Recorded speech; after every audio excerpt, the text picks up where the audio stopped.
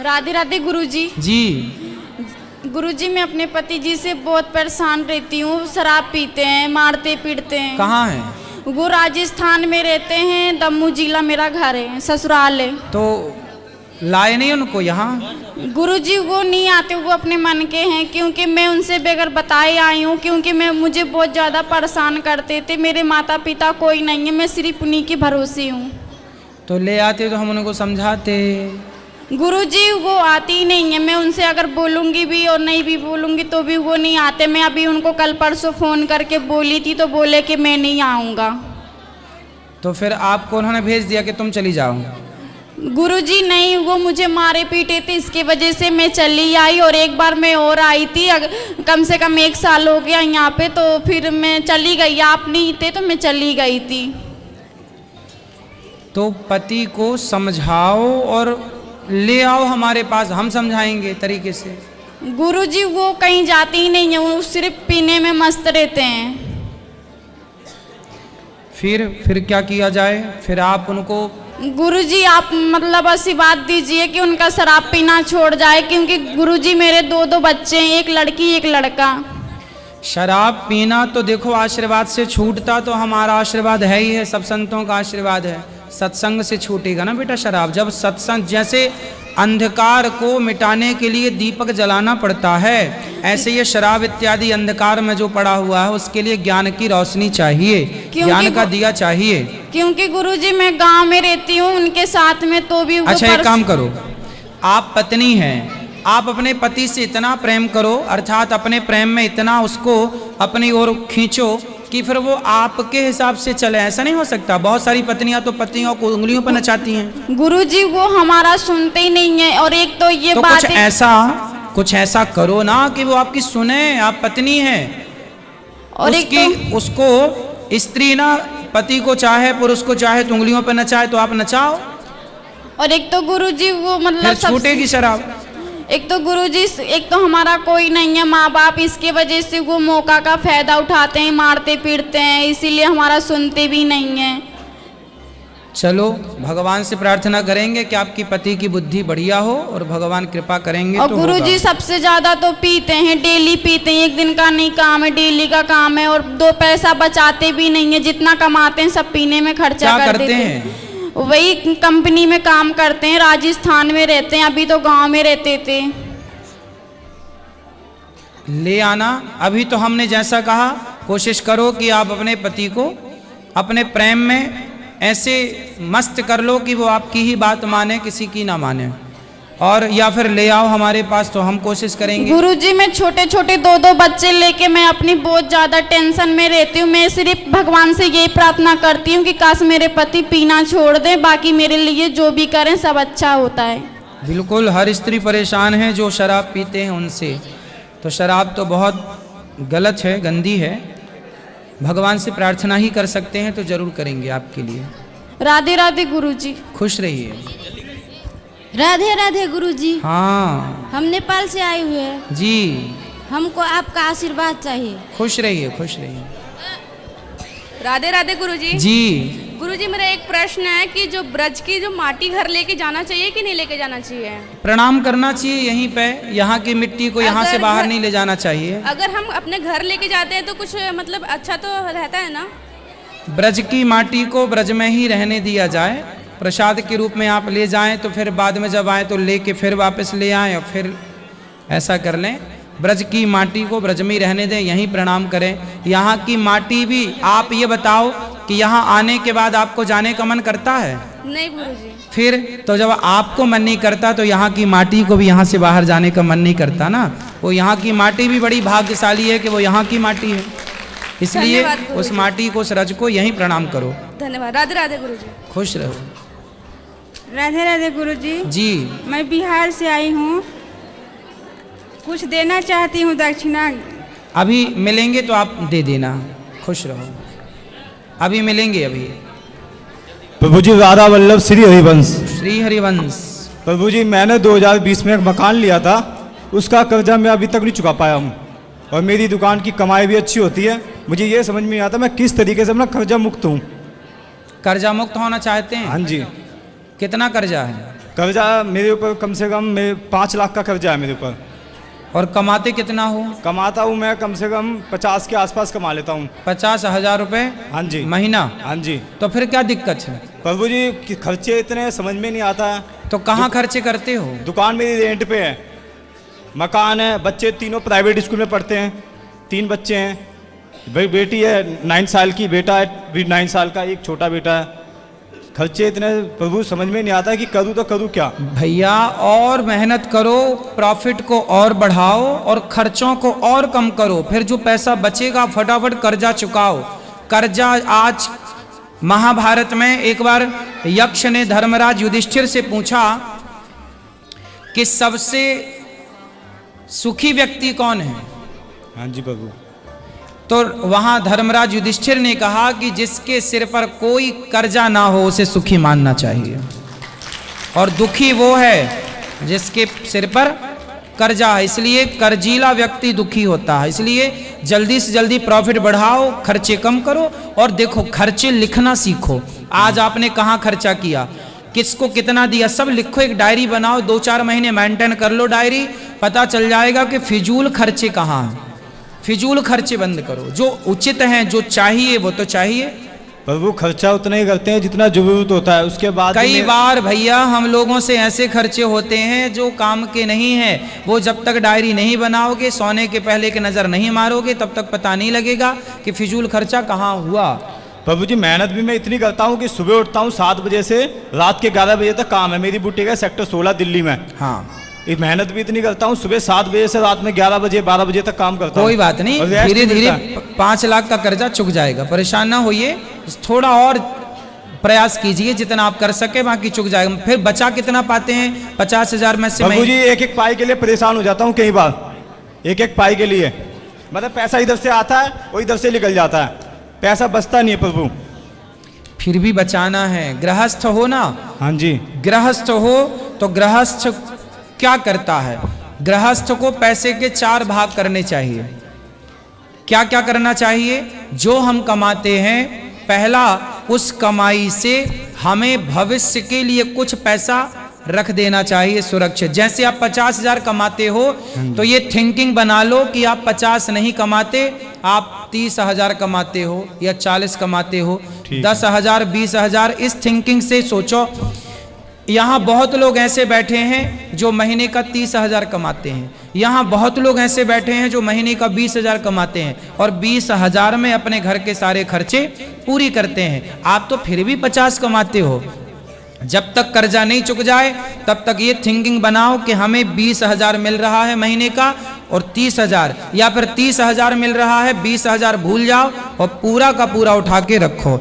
हमें कमाई का कुछ हिस्सा भविष्य के लिए रखना चाहिए, कमाई का कुछ हिस्सा उसमें लगाना चाहिए जिससे कमाई हो रही है। व्यापार है तो व्यापार में, तीसरा हिस्सा अपने परिवार में खर्च करना चाहिए, दाल चावल सब्जी रोटी में, और चौथा हिस्सा परोपकार के लिए रखना चाहिए। पर अभी आपके कर्जा है तो परोपकार का हिस्सा भी आप कर्जा चुकाने में लगाओ। बाद में फिर 100 रुपये कमाओ तो 2 रुपये की रोटी किसी को खवा देने से ना 98 रुपये शुद्ध हो जाते हैं। प्रभु मेरे द्वार पे कोई आ जाता है, मैं कभी किसी को खाली नहीं जाने देता। फिर ठीक है, किसी वेश में आ जाए। अब आप ये सोचेंगे कि आपको 30,000 रुपये मिलते हैं, ठीक है, 20,000 भूल जाओ, अपने दिमाग से निकाल दो कि आप 50,000 कमाते हैं, 30,000 कमाता हूँ, 20,000 कर्जा के लिए रखूंगा हर हाल में। ऐसे पक्के मन से करोगे तो चुक जाएगा। प्रभु 10 साल की लड़की हो गई, एक फूटी कोड़ी नहीं है घर में, बैग में भी नहीं है प्रभु। लड़की जिसने दी है वही आगे की उसकी व्यवस्था करेगा, उसकी चिंता ना करो, आप अपना कर्म करते रहो। ठीक है। बेटी का विवाह समय होता है तो भगवान, अभी 50,000 कमा रहे हो, जब बेटी का विवाह का समय आएगा तो भगवान आपकी कमाई कई गुना बढ़ा देंगे। भगवान खुद बेटी देने वाला जो है ना, वही उसकी व्यवस्था करने वाला बनता है। हम कुछ नहीं होते ना कुछ करते। बोलो बेटा। गुरुजी राधे राधे। राधे राधे। गुल्लक लेके आए। अच्छा, खुश रहो। किसके लिए लाए हो गुल्लक? आपके लिए। क्यों? हमारे लिए क्यों? सेवा जो होती है उसके लिए ना। हाँ देखो, छोटे छोटे बच्चे भी पैसे बचा के यहाँ अन्य क्षेत्र की सेवा, वृद्ध माओं की सेवा में पैसे लाते हैं। तालियां बजाइए इन बच्चों के लिए। राधे राधे गुरुजी। जी। तो मेरा प्रश्न ये है कि मैं जीवन में कुछ भी नया करती हूँ तो उसमें अड़चन बहुत आती है, मेरा कार्य कभी पूरा नहीं होता, मेरा मन विचलित रहता है हमेशा उसको लेके। किसको लेके? जो भी मैं नया कार्य शुरू करती हूँ। क्या काम करती हैं? मैं अभी वैसे विद्यार्थी हूँ और मैं अभी परीक्षा देती हूँ या कोई नौकरी के लिए इंटरव्यू देती हूँ तो वो कभी पूर्ण नहीं होता। अच्छा है कि आपकी नौकरी नहीं लगी, भगवान चाह रहे हैं कि आप बिजनेस करें, कुछ बड़ा करें। नौकर क्यों बनना है ये बताओ, आप कहाँ क्या पढ़े हैं बताओ? गुरुजी मैंने टीचर का कोर्स करा है। तो खुद का कोचिंग सेंटर खोल लो ना, नौकर क्यों बनना? उसे बेहतर चलाओ, उसे बेहतर काम करो, उसमें मन लगाओ। नौकर क्यों बनना है ये बताओ, नौकरी क्यों करना है? नौकरी वाले से ज़्यादा क्या आप खुद का काम करके नहीं कमा सकते? काबिलियत हो ना बेटा तो सब हो सकता है, वो काबिलियत ना हो तो फिर ज़िंदगी भर रोते रहो, इसके नाम का, उसके नाम का, भाग्य के नाम का, फिर ये रोना मिटेगा नहीं। तो गुरुजी जैसे कि अगर मेरे को कहीं एडमिशन लेना हो आगे पढ़ाई के लिए तो एडमिशन भी नहीं मिलता है गुरुजी मेरे को। एडमिशन क्यों नहीं मिलेगा? जो अच्छे कॉलेजेस हैं उनमें बात करो। हमेशा मेरे कार्य में हमेशा गुरुजी अड़चन आती है। मैं जब से विद्यार्थी हूँ 11वीं कक्षा से। अभी कितनी पढ़ाई शेष है आपकी? मेरी पोस्ट ग्रेजुएशन पेंडिंग है अभी। तो उसे ठीक करो, पढ़ो ना, पढ़ते भी रहो और पढ़ाते भी रहो और हिम्मत ना हारो। जीवन में असफल, देखो जीवन में रोने के बहुत बहाने हैं और काम करने वाले के लिए कोई बहाना नहीं है, सिर्फ काम। इसलिए हम कहते हैं कोई भी बहाना मत ढूंढो, ना भाग्य के नाम का बहाना, ना किस्मत का बहाना, बस मन लगा के पढ़ो। और जितना पढ़ लिए हैं इतना भी बहुत है, आगे पढ़ लो, आपको एडमिशन मिल जाए, सब हो जाए, लेकिन जितना आप पढ़े हैं ना इतने से भी आप बहुत कुछ कर सकते हैं। धन्यवाद। आपके अपने खुद का कॉन्फिडेंस होना चाहिए, मैं कर सकती हूँ हर अच्छा काम, बिजनेस कर सकती हूँ, व्यापार कर सकती हूँ, क्या नहीं कर सकती हैं आप? खुद का छोटा सा काम कुछ भी स्टार्ट कर लो, करने से सब होगा, नहीं करने से आप पूरा ग्रेजुएशन कर भी लो, पढ़ लो, PhD भी कर लो, तो करके भी फिर भी तो लोग भाग्य के नाम का रोना रो ही रहे हैं ना। जिनकी हो गई पढ़ाई पूरी वो कौन से खुश हैं? क्या पढ़ के खुश हो जाओगी? ये संसार की आज की पढ़ाई खुशी दे ही नहीं रही है। कोई भी बच्चा ना पढ़ लेने के बाद भी खुश नहीं है और ना पढ़ा हो तो भी खुश नहीं है। संसार की पढ़ाई केवल दुख दे रही है। इसलिए कहते पहले की पढ़ाई अच्छी थी, जो व्यक्ति को खुशियाँ देती थी। व्यक्ति पढ़ता ही इसलिए था खुश होने के लिए, आज पढ़ करके दुखी होता है। क्योंकि आज जो आप लोगों ने जो पढ़ाई की है ना, वो पढ़ाई केवल नौकरी पाने के लिए की है, केवल नौकर बनने के लिए। आपकी पढ़ाई आपको केवल नौकर बना सकती है, लेकिन हमारी सनातन की प्राचीन गुरुकुलों की पढ़ाई, चंद्रगुप्त को पढ़ाया, चाणक्य ने तो सम्राट बना के बिठा दिया। पहले की शिक्षा सम्राट का निर्माण करती थी, आज की शिक्षा नौकरों का निर्माण करती है। अंतर है ना बेटा, इसलिए हिम्मत ना हारो। पहले के लोग अनपढ़ होकर भी इतने परेशान नहीं थे जितने आजकल पढ़ लिख के लोग परेशान हैं। ऐसी पढ़ाई ठीक है, पर परेशान होने के लिए नहीं पढ़ा जाता। पढ़ाई इसलिए पढ़ते हैं कि हमें नॉलेज मिले, हमारा ज्ञान का स्तर बढ़े। ये थोड़ी कि हम पढ़ लिख के रो रहे हैं कि जी काम नहीं मिल रहा, 20,000 की नौकरी नहीं मिल रही, 50,000 की नौकरी नहीं मिल रही है। पढ़ लिख के भी यदि रोना हुआ तो वो तो अनपढ़ अच्छा था कि अनपढ़ होके रो रहा है, क्योंकि पढ़ लिख के भी तो आगे चल के रोना ही है। इसलिए पढ़ाई का अर्थ ये बिल्कुल नहीं है कि आप रोएं। पढ़ाई का अर्थ ये है कि सेल्फ डिपेंड बने, आत्मनिर्भर बने। ठीक है, धन्यवाद गुरुजी। जी जी जी जी महाराज जी, सादर चरण स्पर्श, प्रणाम। हाँ, मैं योगा टीचर हूँ और देहरादून में हूँ, मैं उत्तराखंड में। और ये मेरी श्रीमती जी हैं। ये योगा होता है कि योग होता है गुरुजी? सॉरी, योग। तो योगा क्यों बोलते हैं? हाँ, वो गलती से निकल गया। योग अध्यापक हूँ। और ये मेरी श्रीमती जी हैं, ये शिक्षिका हैं गवर्नमेंट स्कूल में। तो महाराज जी एक प्रश्न था मेरा कि ईश्वर कृपा बड़ी है या पुरुषार्थ बड़ा है? पुरुषार्थ जब करता है व्यक्ति तभी ईश्वर की कृपा प्राप्त होती है। पुरुषार्थ करे नहीं तो ईश्वर घर बैठे कृपा क्या करेंगे? हाँ, ये इसलिए पुरुषार्थ करने वाले के साथ ईश्वर हैं, जी। पुरुषार्थ ना करने वाले के साथ ईश्वर नहीं है। गीता में भगवान बोले अर्जुन तू अपना गांडीव उठा चला, तू कर्म कर, कर्मण्येवाधिकारस्ते मां फलेषु कदाचित्, तू कर्म करता रह, मैं तेरे साथ हूं। और तू कर्म ही नहीं करेगा तो मैं तेरा साथ कैसे दूंगा, चाह कर भी कैसे दूंगा। इसलिए कर पहले, तू अपना पुरुषार्थ कर, जी तू अपना कर्तव्य कर, मैं हूं ना। जी जी तो जो करता है उसके साथ ईश्वर है, करता ही नहीं, घर पे खटिया तोड़ रहा है वो कहे जी भगवान नहीं कृपा कर रहे हैं। भाई भगवान कृपा करें पर ये बता तूने कुछ प्रयास किया। अच्छा, तो पुरुषार्थ से ही ईश्वर की कृपा होती है। पुरुषार्थ से ही भगवान की कृपा होगी। धन्यवाद गुरु तो पुरुषार्थ पहले नंबर पर, जी। भगवान की कृपा दूसरे नंबर पर। पुरुषार्थ वाले पर ही कृपा होगी, पुरुषार्थ नहीं करता तो कृपा नहीं पाएगा। धन्यवाद गुरु जी। राधे राधे गुरुजी। जी आपके श्री चरणों में मेरा सादर प्रणाम है। खुश रहिए। और यहाँ पर आए हुए सभी भक्तगणों के चरणों में मेरा सादर प्रणाम है। और गुरुजी एक मेरी विनती है, अगर आपकी आज्ञा है तो मैं कहूँ। कहो। जी गुरुजी, मैं अपने बच्चे को आपके आश्रम में डालना चाहती हूँ। क्यों? वृद्धाश्रम है ये, काहे वृद्धाश्रम बच्चे को डालोगे? वृद्धाश्रम में नहीं, आपके गुरुकुल में डालना चाहती। अच्छा, तो कितना बड़ा बच्चा है? यही मेरा बच्चा है। तो घर पे क्यों नहीं पढ़ा रहे हो वहाँ जहाँ? घर में पढ़ाती हूँ गुरुजी, मैं मुंबई से आई हूँ, कल्याण से। और मैं पढ़ाती भी हूँ इंग्लिश मीडियम से, अच्छे स्कूल में पढ़ाती हूँ। लेकिन आपने कहा कि पढ़ लिख के नौकर बनने से अच्छा है कि गुरुकुल में पढ़ के शिक्षित बनो। ना, शिक्षित देखो जहाँ हो वहीं पढ़ाओ। गुरुकुल में ऐसे सब पढ़ने आएंगे तो यहाँ इतनी क्षमता नहीं है कि हजारों बच्चों को रखा जाए। बराबर गुरुजी। तो ऐसा है जहाँ हो वहीं पढ़ाओ, और वहीं पढ़ाते हुए घर पे भगवत गीता पढ़ाओ, अच्छे संस्कार दो। पढ़ता है गुरुजी, रामायण गीता रोज पढ़ता है वो बच्चा। आप जहाँ पढ़ा रहे हो वहीं पढ़ाओ, समय समय पर कथा सुनाने यहाँ ले आया करो। हम जो बताएंगे उस पर चलेगा तो अपने आप उसे गुरुकुल वाले संस्कार ही घर बैठे प्राप्त होंगे। यदि सारे लोग अपने बच्चों को लेकर यहाँ आ जाएंगे तो कैसे सब संभव है? नहीं गुरुजी, हम तो केवल इसलिए काम कर रहे हैं ताकि आप समाज के लोगों को ये प्रेरणा मिले कि भैया सब लोग एक एक गुरुकुल बनाएं। जी देखो जितने भी धनवान लोग हैं जो बना सकते हैं वो यहाँ से प्रेरणा लें और अपने अपने क्षेत्र में गुरुकुल बनाए बढ़िया तरीके के।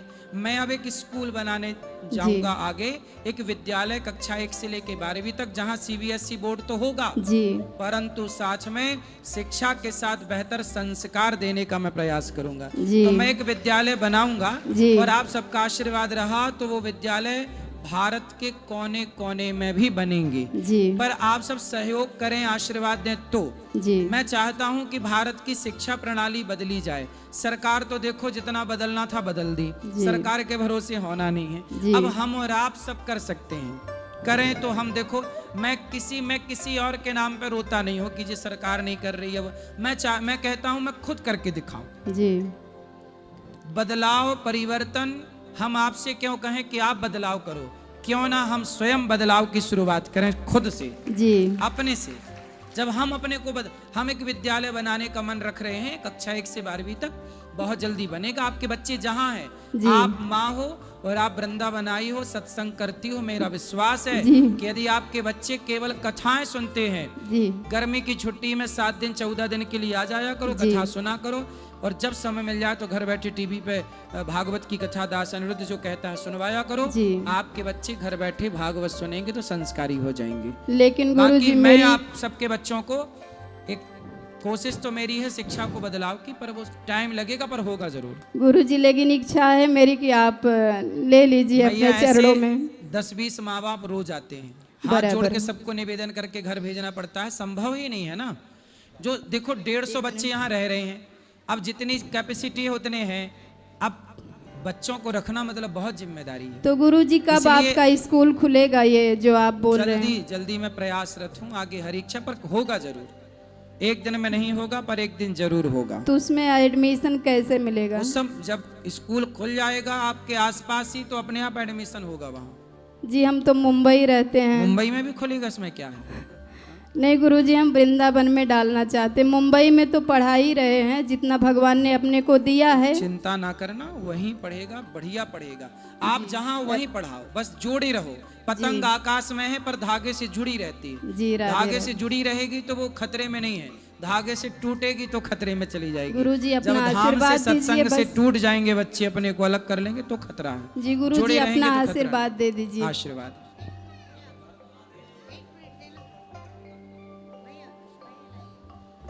राधे राधे गुरुजी जी, आपके श्री चरणों में मेरा प्रणाम। खुश रहिए, बार-बार। खुश रहिए। गुरुजी, हमने जब मैं नाम जप करती हूँ, रात को करूँ दिन में करूँ, वो प्रकाश आता है। 5 तत्व का प्रकाश होता है क्या, नीला पीला कई कलर आते हैं सामने, वो आपके- भगवान का रूप है क्या? तो चमकीला लाइट बल्ब जी तो नहीं जी लगा गुरुजी, रखा आपने? जी गुरुजी। सामने बल्ब तो नहीं रखा, लगा रखा? नहीं नीला पीला गुरुजी हरा? नहीं, जब नींद आई होती है नहीं, वही जब- जलाओ कहो आ रहा नहीं, है। नहीं गुरुजी, यहाँ से निकलता है। कहाँ? बार बार निकलता है। आपकी बिंदी से? हाँ जी। तो बिंदी लाल भी नहीं, रहेगा। जब से 20 सालों से मैंने ज्ञान ले रखा है। गुरु आसू महाराज, आसूदेव महाराज है, हाँ। वो तो समाधि ले चुके हैं, लेकिन जब से जिस दिन उन्होंने मेरे सिर पे हाथ रखा उसी दिन से ही तो कहाँ ज्योति निकलती है? यहाँ से हमें तो नहीं दिखाई पड़ रही है। ध्यान लगाती हूँ तब, जैसे अच्छा। काम कर रही हूँ, बर्तन साफ, कोई भांडा बर्तन तो आपके काम झाड़ू कोई भी बच्चों ने काम देखा? करूँ तो मैं ध्यान लगाती हूँ। तो गुरुजी वो जो प्रकाश रूपी है ना, वो पता नहीं, अब मैं तो किसी को पूछा तो क्या भगवान का रूप होता है। ठीक है, ध्यान लगा के भगवान का चिंतन करो, सही है, भगवान दिखे ये भी अच्छा है। ठीक है जी गुरुजी। और एक बात और है कि 5 सालों से लॉकडाउन 5-6 साल हो गए होंगे, तब से भागवत से जुड़ी हूँ, लेकिन घर वालों पे असर नहीं हो रहा, थोड़ा बहुत ही, सिर्फ मैं ही असर करती हूँ। सुबह लगाती हूँ, अनसुनी करते तो हैं। आप सुनती हो तो आप पे असर हुआ, घर वाले सुनते नहीं होंगे? मैं आवाज करती हूँ कम कर देती है, मैं आवाज करती हूँ कम कर देते हैं। कौन? घर वाले ही। कौन? पति? जी। पति सुनते नहीं कथा? बहुत कम सुनते हैं। शराब पीते हैं? ना, वैष्णव है पूरा घर। अच्छा, बच्चे अच्छे हैं, तो पति भी कथा अच्छा नहीं है। सुनते फिर क्या सुनते हैं? मोबाइल चला लेते हैं। मुन्नी बदनाम हुई सुनते होंगे? नहीं नहीं, ऐसी तो कोई बात नहीं है। फिर लेकिन नहीं गुरुजी। और गुरुजी, भक्ति कैसे बढ़ेगी? कथा सुनते रहो, भक्ति बढ़ेगी। ज्ञान, भजन भाव बहुत आते हैं, और ये सोचती हूँ कि मेरे अंदर इतनी भक्ति उतर जाए कि सब कुछ भूल जाऊँ। सही है, उतरेगी। जब आपका भाव है तो जरूर भगवान कृपा करेंगे। आशीर्वाद दे दो गुरुजी। खुश रहिए। ये मेरी बहन है, 1 मिनट इससे बात करा लो, अभी हम साथ में। राधे राधे गुरुजी। जी, मैंने आपके लिए एक कार्ड बनाया है, इसे स्वीकार करिए। और आज मेरी दादी का पोथी पाठ था, तो सबको आशीर्वाद दीजिए, मेरी मैया, मेरे बाबा, मेरे भाई, सबको। खुश रहिए। सबको आप कहिए तो पढ़ के सुनाऊं? हाँ, सुना दीजिए। राधे कृष्ण गुरुजी, हम लोग आपको बहुत मानते हैं गुरुजी, आप अपना आशीर्वाद हम लोग पर बनाए रखिएगा। तो दिया ज्ञान का भंडार हमें, किया भविष्य के लिए तैयार हमें, हैं आभारी हम आपके गुरुजी, दिया ज्ञान अपार हमें। बंद हो जाएं जब सारे दरवाजे, नया रास्ता दिखाते हैं आप, सिर्फ किताबी ज्ञान नहीं, जीवन जीना सिखाते हैं आप। धन्यवाद। सुंदर, बढ़िया, अच्छा आपने लिखा, समझ लिया भावों को आपने। खुश रहिए। आ जाओ, दे दो यहाँ से। क्यों घूम रही हो मैया? राधे राधे गुरुजी। जी मैया।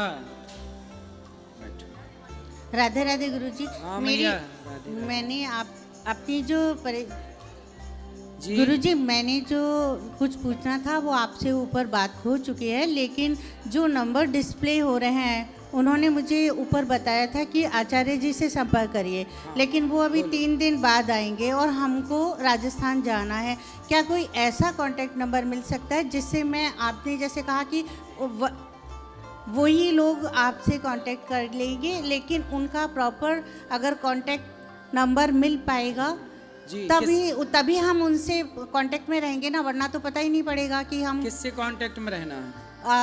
जो वहाँ पे ऊपर जो लोग बोल रहे थे कि आचार्य जी से संपर्क करिए आप इस विषय में, मैंने आपको बताया था कि मैं अपनी सेवाएं देना चाहती हूँ गुरुकुल में। हाँ, तो ऊपर ना आप अपना नंबर दे जाओ, जब हमें जरूरत पड़ेगी हम बुला लेंगे आपको। तो सर कहाँ देना है? कार्यालय में ऊपर जाओ। ऊपर ऑफिस में। ठीक है। राधे राधे गुरुजी। आपके चरणों में कोटि कोटि प्रणाम जी। मैं मुंबई डोंबिवली से हूँ। मैं अभी कल ही मतलब एक तुलसी माला डाला, उसके विषय में आप बताइए क्या क्या मैं मतलब भक्ति कर सकूँ। आपका यूट्यूब जैसे 2 साल से मैं आपके मतलब इसमें हूँ जुड़ा। शराब तो नहीं पीते हो? नहीं। मांस खाता था, 2 साल से छोड़ दिया गुरुजी। ठीक है, बस शराब मांस ना खाओ, सदा अच्छे रास्ते पर चलो, पैसे कमाओ, परिवार का ख्याल रखो, माँ बाप की सेवा करो, पत्नी का ख्याल रखो, बच्चों को श्रेष्ठ संस्कार दो। यही इस तुलसी की सार्थकता है। बाकी कोई परहेज? और क्या परहेज, अंडा मुर्गी से परहेज कर लो। हाँ ठीक है, बस आपके चरणों में कोटि कोटि प्रणाम है किसी गुरु। के दिल दुखाने से परहेज करो, झूठ बोलने से परहेज करो। बस आशीर्वाद दीजिए, हमारा परिवार पूरा बहुत बड़ा परिवार है, सब अच्छे से रहे, सब सुखी रहे। राधे राधे गुरुजी। राधे राधे। राधे राधे गुरुजी। जी गुरुजी, हमारा प्रश्न ये है कि हमने 20-25 साल लगभग पहले गुरु दीक्षा हमें मिला, पर उसका कोई ज्ञान नहीं, कोई पालन नहीं की। अब आपके मुख से सुनती हूँ कथा, तो पता चला कि गुरु जी का कितना महत्व है, गुरु का पालन करना चाहिए। पर गुरु तो पधार गए हैं और उनका मंत्र जपने के लिए याद भी नहीं है, और लिखे हैं वो, पर बहुत बड़ा है, तो कैसे जपे? हमें राधा राधा जपती हूँ। तो ठीक है, राधा राधा जपो, तो कोई दोष लगेगा नहीं? कोई दोष नहीं, भगवान का नाम जपो। जी गुरुजी, यही प्रश्न है गुरुजी। जैसे एकादशी को, मंगलवार को, रविवार को तुलसी जी में जल नहीं डालना, तो जैसे अब रविवार तो रविवार है, सोमवार को एकादशी हो गया, फिर मंगलवार हो गया, तो 3 दिन आजकल के दिन में तो रह नहीं पाएगी जल के बिना, तो कैसे जल डालें? किसको? तुलसी जी में। तुलसी जी में जल चढ़ाओ, किसने मना किया? जैसे आप लोग बोलते हैं तोड़ते नहीं है, तोड़ने का मना है, जल चढ़ाने का नहीं। जल चढ़ा सकते हैं? जी गुरुजी, राधे राधे। ठीक। और किसका सवाल? राधे राधे गुरुजी। जी बेटा। आपके चरणों में कोटि कोटि प्रणाम। खुश रहिए। मेरा एक क्वेश्चन है, सीता माता को लंका में खोजने के लिए हनुमान जी क्यों कहे थे? राम जी नहीं जा सकते थे? राम जी जा सकते थे, पर हनुमान जी गए तो हनुमान जी का यश बढ़ा। भगवान चाहते हैं कि मेरे से ज़्यादा मेरे भक्तों का यश हो। राम तो चाहते तो एक बाण मारते तो रावण मर जाता, रावण लेके आ जाता सीता मैया को, पर राम जी को अपने भक्तों का यश बढ़ाना था। हनुमान जी ना जाते लंका तो आज सुंदर कांड कैसे होता? फिर हनुमान जी की महिमा कैसे होती? फिर गली गली हनुमान जी की आराधना पूजा कैसे होती? तो भगवान अपने भक्तों का यश बढ़ाने के लिए जो काम भगवान खुद कर सकते हैं वो काम अपने भक्तों से कराते हैं, ताकि भक्तों का भी यश बढ़े। तो हनुमान जी के यश बढ़ाने के लिए ये कार्य भगवान ने किया। गुरुजी, हम आपके लिए कुछ लाए हैं। क्या? गिफ्ट। ठीक है, दे दो।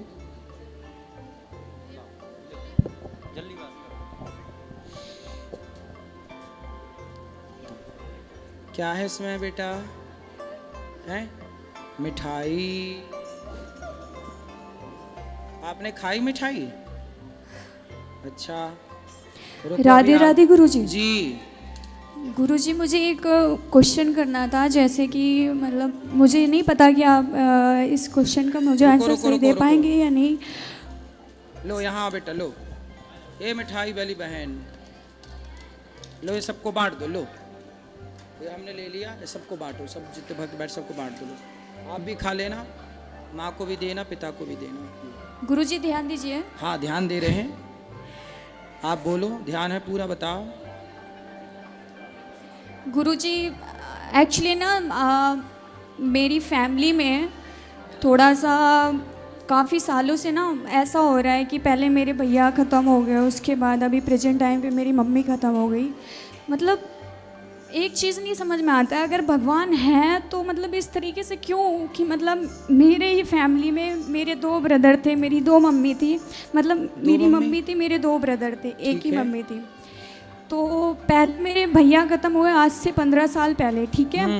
और फिर अभी 2 साल पहले मेरे छोटे वाले भाई ख़त्म हुए, उसके बाद फिर मतलब ऐसा फील ही नहीं आता है कि मतलब भगवान है इस टाइम पे। मतलब आप चाहते हैं कि कोई की मृत्यु ना हो? बात वो नहीं है, बात ये होती है कि मतलब एक टाइम होता है किसी के जाने का। ठीक है आपकी बात। अभी प्लेन हादसा हुआ, सब बच्चे से लेके बूढ़े तक जल गए, तो ये तो हादसा है, ये मृत्यु लोक है। आप जिस धरती पे खड़ी हो, इस धरती का नाम क्या है? मृत्यु लोक। हर व्यक्ति अपनी उम्र लेके पैदा होता है, जितना उसको ईश्वर ने टाइम दिया है रहता है, और फिर उसको बुला लेता है अपने पास। गुरुजी वो बात तो सही है, बट पता है मैं अपनी मम्मी के बिना रह नहीं पा रही हूँ। सही कितने बताओ। साल हो गए मम्मी को गए? अभी 1 साल नहीं हुआ, अक्टूबर में 1 साल हो जाएगा। क्या हो गया था आपकी माँ को? Silent attack. अटैक। और पिताजी हैं आपके? जी। और भाई बहन कितने हैं आप लोग?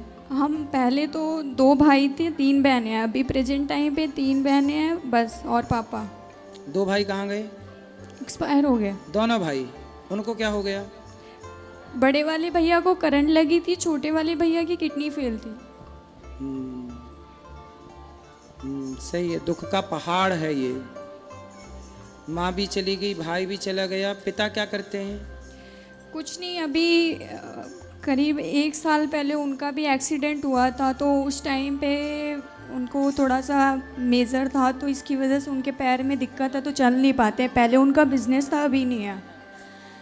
मैं अभी जॉब कर रही हूँ, मेरा ग्रेजुएशन चल रहा है। मैं मतलब ये पूछना चाह रही थी, मतलब मैं आपको काफ़ी टाइम से देखती हूँ, बट आप जो चीज़ें बोलते हो मुझे ना उस चीज़ पे है यकीन है, बट ऐसा ना जब से मेरी मम्मी गई है ना, तो मतलब ऐसा लगता है कि दुनिया में कोई चीज़ है ही नहीं।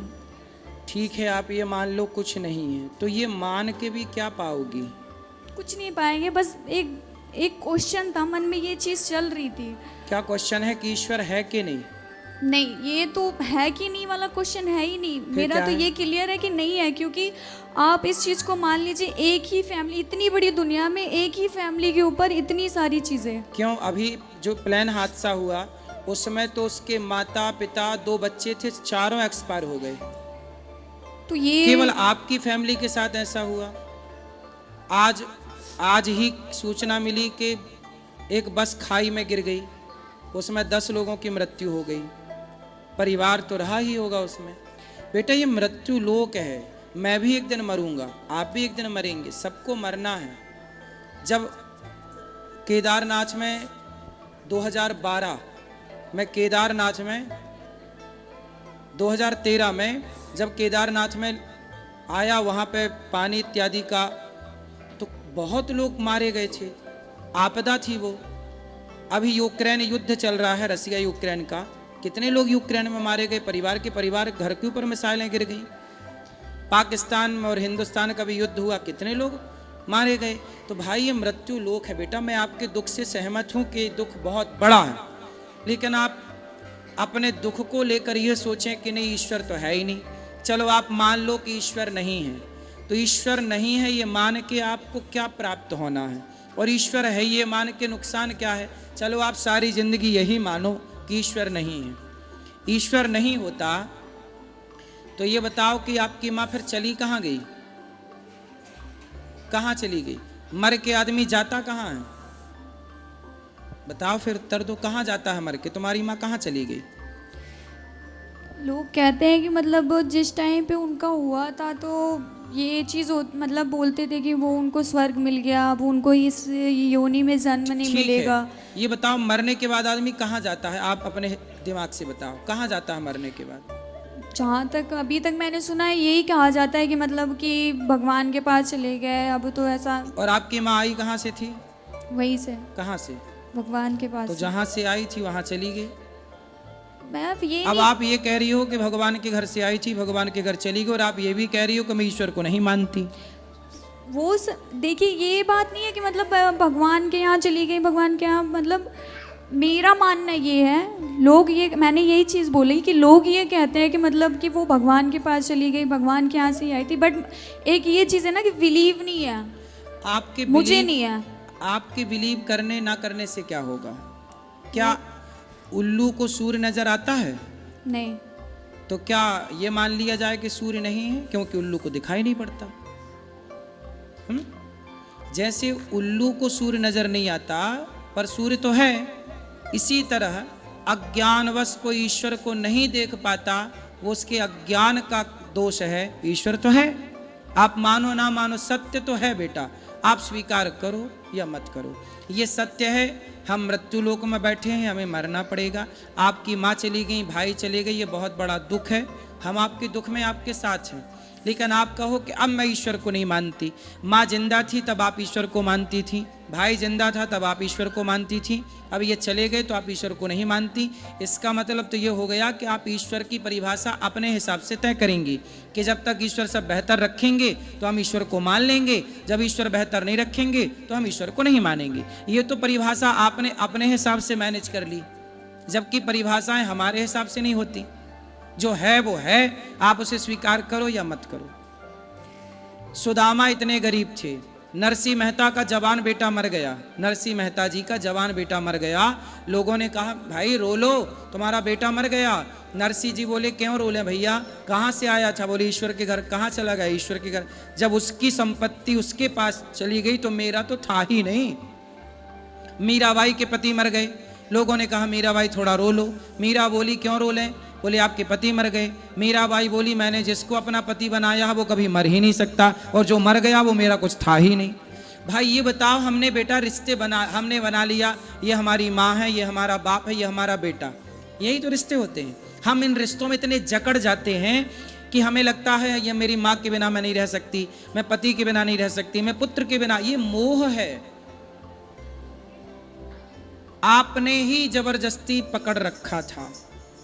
जबकि ये संसार ऐसा है, मृत्यु इतनी निर्दयी है कि वो ये नहीं देखती कि ये माँ है, कि बच्चे हैं, कि बूढ़े हैं, कि जवान हैं। इसलिए बेटा हमें रहना तो संसार में ही है, इसलिए संसार के नियमों का उल्लंघन नहीं कर सकते। संसार में नियम ये है कि ये सृष्टि चल रही है, आपने घड़ी पहनी है तो उसे किसी ने बनाया होगा तब तो आपने पहनी, कोई बनाने वाला होता ही नहीं।